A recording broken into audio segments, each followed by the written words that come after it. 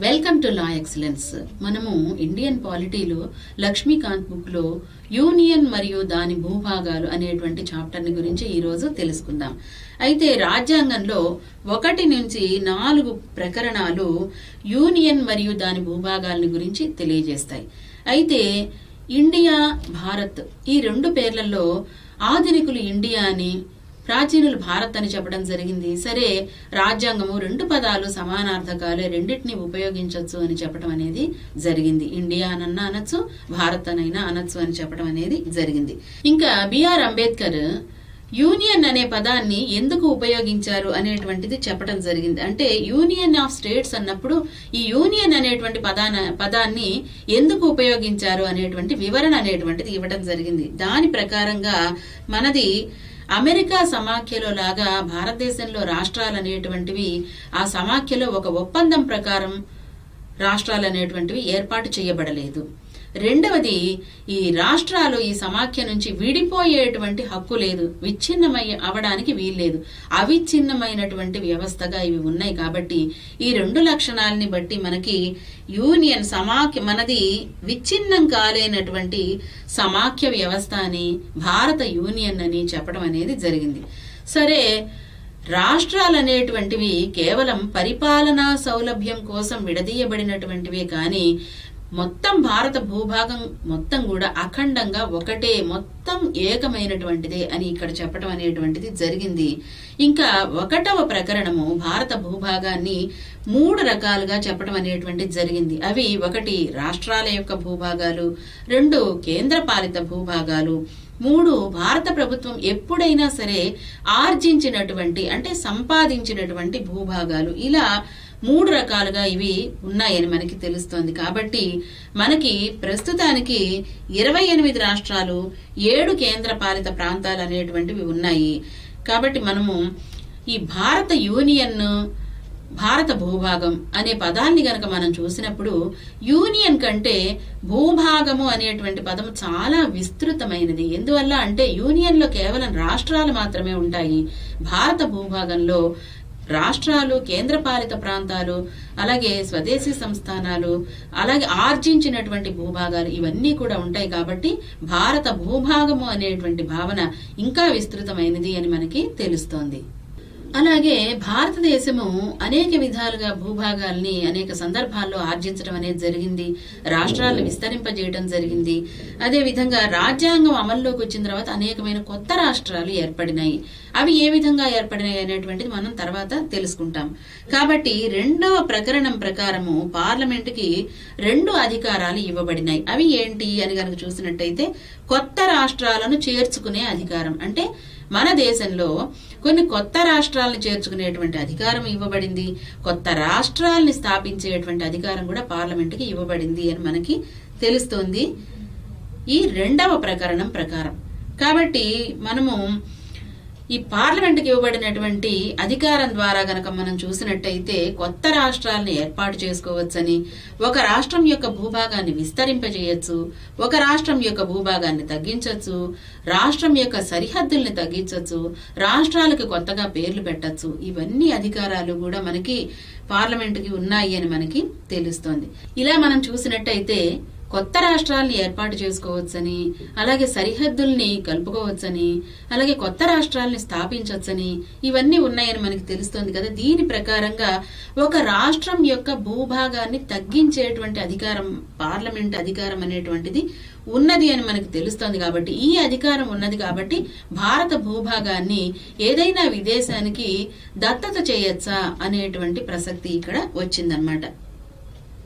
అప్పుడు సుప్రీంకోర్టు ఈ విషయాన్ని పరిశీలించిన తర్వాత ఏమైందంటే, ఇక్కడ బెరిబారీ యూనియన్ కేసు, అంటే పశ్చిమ బెంగాల్లో ఉండేటువంటి బెరిబారీ యూనియన్ అనేటువంటి ప్రాంతాన్ని పాకిస్తాన్ కి దత్తత చేయాల్సి వచ్చింది. వచ్చినప్పుడు సుప్రీంకోర్టు దగ్గరికి ఈ విషయం వెళ్ళింది. అంటే పార్లమెంటుకి రాష్ట్రాలకి సంబంధించినటువంటి భూభాగాన్ని తగ్గించే అధికారం ఉంది కదా, అలాంటప్పుడు ఈ భూభాగంలో మన భారతదేశంలో ఉండే భూభాగంలో ఉండేటువంటి ప్రాంతాన్ని పాకిస్తాన్కి దత్తత చేయొచ్చా అనేటువంటి విషయం ఇక్కడ పరిశీలనకి రావడం అనేది జరిగింది. అది వచ్చినప్పుడు ఏం చెప్పిందంటే సుప్రీంకోర్టు, ఇలా భూభాగాన్ని తగ్గించడం అయితే చెయ్యొచ్చు గాని దత్తత చేసేటువంటి అధికారం మాత్రం లేదు అని చెప్పడం అనేది ఇక్కడ జరిగింది.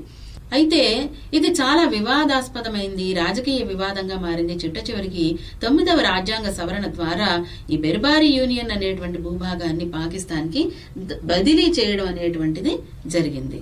తర్వాత రాష్ట్రాలు, కేంద్రపాలిత ప్రాంతాలు ఏ విధంగా ఏర్పడినాయి అనేటువంటి చూస్తే ఇందులో మనం ముందుగా గమనించాల్సిన విషయము స్వదేశీ సంస్థానాల యొక్క విలీనము. వీటిని ఏ విధంగా విలీనం చేయడం అంటే కలపడం. ఎలా కలిపారు అని కనుక చూసినట్టయితే మనకి భారతదేశానికి స్వాతంత్రం వచ్చే నాటికి భారత భూభాగాలు ఏ విధంగా ఉన్నాయి, 2 రకాలుగా ఉన్నాయి. ఎలాగా? బ్రిటిష్ ప్రావిన్సీలు అంటే బ్రిటిష్ ప్రభుత్వ పరిధిలో ఉన్నటువంటి ప్రత్యక్ష పాలనలో ఉండేటువంటి ప్రాంతాలు కొన్ని, స్వదేశీ సంస్థానాలు కొన్ని అని చెప్పి ఇలా 2 రకాలుగా ఉన్నాయి. అయితే మొత్తం మనకి 552 స్వదేశీ సంస్థానాలు అయితే ఇందులో 549 స్వదేశీ సంస్థానాలు భారతదేశంలో చేరటం అనేటువంటిది జరిగింది. ఇక్కడ ఏమైందంటే స్వదేశీ సంస్థానాలకి 3 అభిమతాలని ఇవ్వటం అనేటువంటిది జరిగింది. ఏమేంటవి? భారతదేశంలో కలిసిపోవడం, లేదా పాకిస్తాన్లో కలిసిపోవడం, లేదా స్వతంత్రంగా ఉండడం. ఈ మూడిట్లో ఏదైనా చెయ్యొచ్చు అనేటువంటిది స్వదేశీ సంస్థానాలకి అభిమతాలు అంటే ఆప్షన్స్ గా ఇవ్వడం అనేది జరిగింది. దాని ప్రకారంగా మనకి 552 స్వదేశీ సంస్థానాల్లో 549 స్వదేశీ సంస్థానాలు మనకి భారతదేశంలో విలీనమైపోయాయి. ఇంకా 3 సంస్థానాలు మాత్రమే మిగిలి ఉన్నాయి. అవి ఏమేంటి అని కనుక చూసినట్టయితే హైదరాబాదు, జునాగఢ్, కాశ్మీర్. ఇందులో హైదరాబాద్ నేమో పోలీసు చర్య ద్వారా, తర్వాత ప్రజాభిప్రాయ సేకరణ ద్వారా జునాగఢ్ ని, విలీన ఒప్పందం ద్వారా కాశ్మీర్ ని కలుపుకోవడం అనేటువంటిది జరిగింది. కాబట్టి మనకి 1950 నాటికి ఈ రాష్ట్రాలని 4 భూభాగాలుగా విభజించడం అనేటువంటిది జరిగింది. 1950 భారత యూనియన్ లో రాష్ట్రాలు 4 భాగాలుగా వర్గీకరించబడ్డాయి. దాని ప్రకారంగా part A, part B, part C, part D అని చెప్పి 4 రకాల వర్గీకరణ జరిగింది. దీని ప్రకారంగా మొత్తం 29 రాష్ట్రాలని కూడా పూర్వ బ్రిటిష్ పాలిత గవర్నర్ ప్రావిన్సీలు 9నేమో పార్ట్ ఏలో కలపడం జరిగింది. అలాగే పూర్వ స్వదేశీ సంస్థానాలు 9ని పార్ట్ బిలో కలపడం జరిగింది. పూర్వ బ్రిటిష్ ఇండియా చీఫ్ కమిషనర్ల ప్రావిన్సీలనేమో పార్ట్ సిలో కలపడం జరిగింది. చిట్ట చివరిగా ఈ అండమాన్ మరియు నికోబార్ దీవుల్ని ప్రత్యేకంగా పార్ట్ డిలో పెట్టడం అనేటువంటిది జరిగింది. ఇలా జరిగినప్పుడు స్వదేశీ సంస్థానాల్ని భారతదేశంలో కలిపివేయడంతో మనకి సమస్య అనేటువంటిది పరిష్కరింపబడలేదు. మరి సమస్య ఎక్కడొచ్చింది, ఏ విధంగా వచ్చింది అని చూసినట్టయితే భాషా ప్రాతిపదిక మీద రాష్ట్రాల్ని పునర్వ్యవస్థీకరించాలి అనేటువంటి సమస్య ఇక్కడ వచ్చింది. దీని ప్రకారంగా ముఖ్యంగా దక్షిణ భారతదేశంలో ఎక్కువ ప్రాంతాలు భాషా ప్రాతిపదిక రాష్ట్రాలు కావాలి అని చెప్పి డిమాండ్ చేయడం అనేటువంటిది జరిగింది. అప్పుడు ధార్ కమిటీ అనేటువంటి దాన్ని నియమించుకోవడం అనేటువంటిది జరిగింది. దీని అధ్యక్షతన లింగ్విస్టిక్ ప్రావిన్సెస్ కమిషన్ అనేటువంటిది నియమించడం అనేటువంటిది జరిగింది. ఈ ధార్ కమిటీ, ఈ లింగ్విస్టిక్ ప్రావిన్సెస్ కమిషన్ అనేటువంటిది ధార్ కమిటీ అనేటువంటిది ఏర్పాటు చేసినప్పుడు ఇది తన నివేదికని సమర్పించింది. ఏమని సమర్పించింది? ఈ రాష్ట్రాలు అనేటువంటివి భాషా ప్రాతిపదికన ఏర్పాటు చేయడం కంటే పరిపాలనా సౌలభ్యం కోసం ఏర్పాటు చేయడమే మంచిది అని చెప్పి తన రిపోర్ట్ నిచ్చింది. దీనివల్ల ఇది చాలా వివాదాస్పదంగా మారింది. తర్వాత మరొక లింగ్విస్టిక్ ప్రావిన్సెస్ కమిటీని ఏర్పాటు చేయడం జరిగింది. అదే జేవీపీ కమిటీ. జే అంటే జవహర్ లాల్ నెహ్రూ, వి అంటే వల్లభాయ్ పటేల్, తర్వాత పి అంటే పట్టాభి సీతారామయ్య. ఈ ముగ్గురుతో కూడినటువంటి కమిటీని జేవీపీ కమిటీ అన్నారు. ఈ కమిటీ కూడా తన పరిశీలన ద్వారా ఏం చెప్పింది అంటే భాష అనేటువంటిది కేవలం లాంఛనప్రాయంగా ఉండేది, అంటే నామమాత్రంగా ఉండేదే. కాబట్టి పరిపాలనా సౌలభ్యం కోసం రాష్ట్రాలను ఏర్పాటు చేయడమే మంచిది అని చెప్పడం జరిగింది. అయితే ఈ భాషా ప్రాతిపదికన రాష్ట్రాలు ఏర్పడాలి అనేటువంటిది ఇంతటితో పోలేదు. మనకి పొట్టి శ్రీరాములు గారి ఆమరణ నిరాహార దీక్ష ఫలితంగా మొట్టమొదటగా 1953వ సంవత్సరంలో ఆంధ్ర రాష్ట్రము భాషా ప్రాతిపదిక మీద భాషా ప్రయుక్త రాష్ట్రంగా ఏర్పడటం అనేటువంటిది జరిగింది. ఇలాగా మొట్టమొదటిసారిగా భాష అనేటువంటి దాని ప్రాతిపదికన ఆంధ్ర రాష్ట్ర అవతరణ జరిగింది. ఇలాగా భాషా ప్రయుక్త రాష్ట్రాలు ఏర్పడటంతో సమస్య అనేటువంటిది పోలేదు. ఇక్కడతో మిగిలిన భాషలు మాట్లాడేటువంటి వాళ్ళు కూడా మాకు కూడా మా భాష మాట్లాడేందుకు ప్రత్యేక రాష్ట్రాన్ని ఏర్పాటు చేయాలి అని చెప్పడం జరిగింది. అప్పుడు ఫజల్ ఆలీ కమిషన్ అనేటువంటి దాన్ని ఏర్పాటు చేయడం జరిగింది. దీనిలో కెఎం ఫణిక్కర్, హెచ్ఎన్ కుంజ్రు ఈ ముగ్గురు సభ్యులతో కూడినటువంటి ఫజల్ ఆలీ కమిషన్ అనేటువంటిది తన యొక్క నివేదికని ఇచ్చింది. దీని ప్రకారంగా భాష ప్రాతిపదికన రాష్ట్రాలు ఏర్పాటు చేయడం అనేటువంటిది మంచి విషయమే, కానీ ఒక భాష ఒక రాష్ట్రం అనేటువంటి సిద్ధాంతం మాత్రం మంచిది కాదు. ఇది మన ఐక్యతకి దెబ్బగా ఉంది కాబట్టి ఈ విధంగా ఆలోచించడం అనేటువంటిది మంచిది కాదు అని ఇక్కడ చెప్పడం అనేది జరిగింది. కాబట్టి ఐక్యతకి భద్రతకి ప్రాధాన్యత ఇవ్వాలి. ఈ రాష్ట్రాలు ఏర్పాటు చేసేటప్పుడు ముఖ్యంగా ఐక్యత భద్రత ఈ రెండు విషయాలకి కూడా ప్రాధాన్యతను ఇవ్వాలని చెప్పడం జరిగింది. అంతేకాకుండా రాష్ట్రాల పునర్వ్యవస్థీకరణకి 4 ప్రధాన అంశాలు గమనించాలి అని చెప్పడం జరిగింది. అవి ఏమేంటి అంటే దేశ ఐక్యతని భద్రతని పరిరక్షించడము బలోపేతం చేయడం జరగాలి అని చెప్పడం జరిగింది. అలాగే భాష మరియు సాంస్కృతిక సజాతీయతకి ప్రాధాన్యత ఇవ్వాలి అని చెప్పడం జరిగింది. అలాగే ఆర్థిక పరిపాలనాపరమైనటువంటి అంశాలకి ప్రాధాన్యత ఇవ్వాలి అని చెప్పడం జరిగింది. నెక్స్ట్ జాతీయ అభివృద్ధితో పాటు ప్రజల యొక్క అభివృద్ధి కోసం ప్రణాళికలు అనేటువంటివి ఏర్పాటు చేయాలి అని చెప్పడం జరిగింది. ఇవి రాష్ట్రాల్ని పునర్వ్యవస్థీకరించేటప్పుడు ఈ అంశాలని గమనించాలి అని చెప్పడం జరిగింది.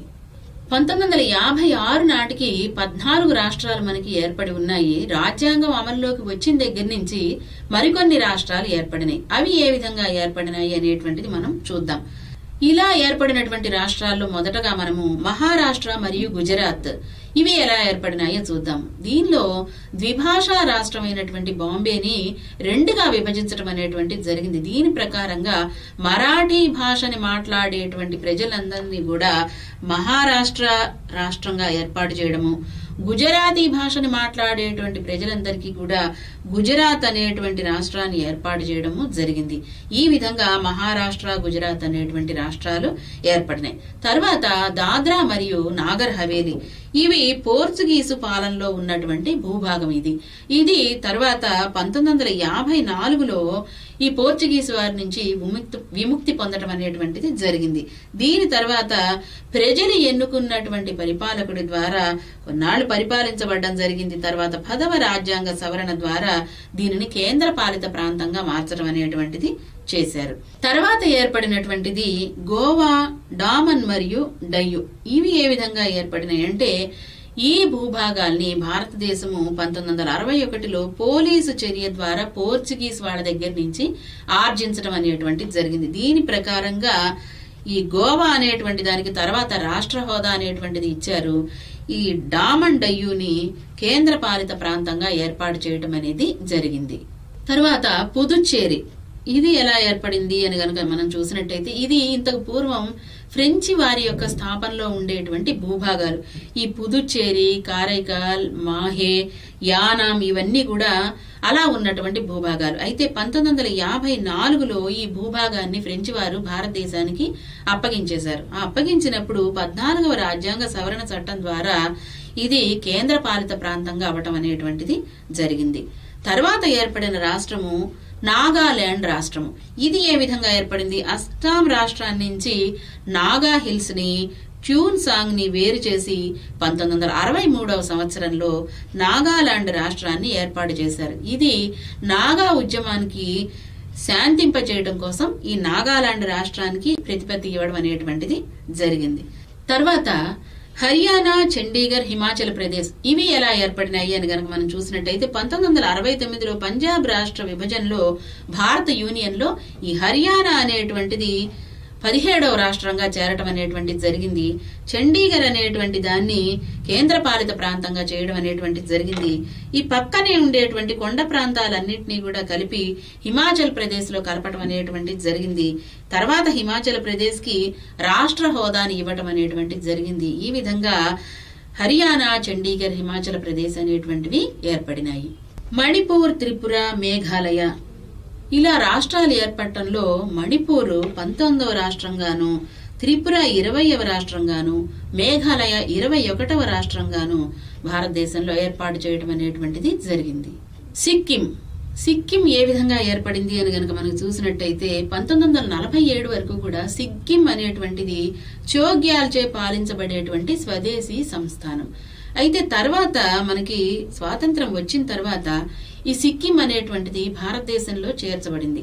అయితే వీళ్ళు ఏమన్నారంటే మేము భారతదేశంలో చేరిపోతాము, భారతీయ పరిపాలనలో ఉంటాము అని చెప్పి అడగటం అనేటువంటిది జరిగింది. అందువల్ల వీళ్ళకి మొదట్లో అసోసియేట్ రాష్ట్ర హోదాని కల్పించారు.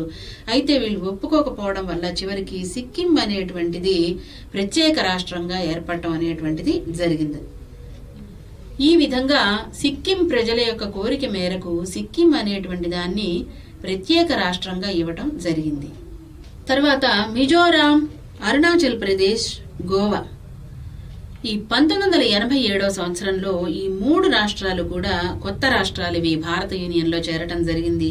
అలాగా మిజోరాం 23వ రాష్ట్రంగా, అరుణాచల్ ప్రదేశ్ 24వ రాష్ట్రంగా, గోవా 25వ రాష్ట్రంగా చేరటం అనేటువంటిది జరిగింది. దీని తర్వాత ఏర్పడినటువంటివి ఛత్తీస్గఢ్, ఉత్తరాఖండ్, జార్ఖండ్ ఈ 3 రాష్ట్రాలు 2000వ సంవత్సరంలో ఏర్పడటం అనేది జరిగింది. ఇవి ఎలాగ ఏర్పడినాయి అంటే మధ్యప్రదేశ్ నుండి విడిపోయినటువంటి 26వ రాష్ట్రము ఛత్తీస్గఢ్ అయితే, ఉత్తరప్రదేశ్ నుండి విడిపోయినటువంటి 27వ రాష్ట్రము ఉత్తరాఖండ్ అయితే, బీహార్ నుండి విడిపోయినటువంటి 28వ రాష్ట్రము జార్ఖండ్. ఈ విధంగా 28 రాష్ట్రాలు, 7 కేంద్రపాలిత ప్రాంతాలు మనకి ఏర్పడినాయి. తర్వాత కొన్ని రాష్ట్రాల యొక్క పేర్లను కూడా మార్చడం అనేటువంటిది జరిగింది. ఈ విధంగా మనకి రాజ్యాంగం ఏర్పడిన తర్వాత మనం పరిపాలనా సౌలభ్యం కోసము కొన్ని కారణాల వల్ల ఈ విధంగా మనం రాష్ట్రాలుగా చేసుకోవటము, కేంద్రపాలిత ప్రాంతాలుగా ఏర్పాటు చేసుకోవటం జరిగింది.